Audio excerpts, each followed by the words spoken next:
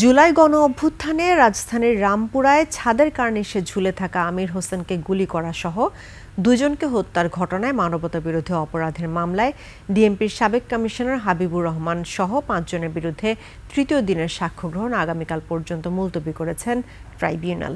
সোমবার আন্তর্জাতিক অপরাধ ট্রাইব্যুনাল ১-এর চেয়ারম্যান বিচারপতি মোহাম্মদ গোলাম মর্তুজা মজুমদারের নেতৃত্বাধীন ৩ সদস্যের বেঞ্চে ২ জনের সাক্ষ্য গ্রহণ হয়। এর আগে নিহত নাদিমার স্ত্রী তাবাসসুম আক্তার নিহা সাক্ষ্য দেন। এরপর ইয়াকুব মিয়া নামের একজন প্রত্যক্ষদর্শী সাক্ষ্য দেন। এর আগে গত ২৭ অক্টোবর দ্বিতীয় সাক্ষী হিসেবে জবানবন্দি দেন গুলিবিদ্ধ বাসিত খান মুসার বাবা মোহাম্মদ মোস্তাফিজুর রহমান। জবানবন্দিতে গত বছরের ১৯ জুলাই ঘটে যাওয়া পুরো ঘটনার বর্ণনা দেন তিনি। নিজের চোখের সামনেই গুলিবিদ্ধ হয় একমাত্র ছেলে মুসা। সঙ্গে সঙ্গে হাসপাতালে নিয়ে যান তিনি, কিন্তু গুলিটি ছেলের মাথা ভেদ করে লাগে মায়ের পেটে। এতে শহীদ হন তার মা মায়া ইসলাম।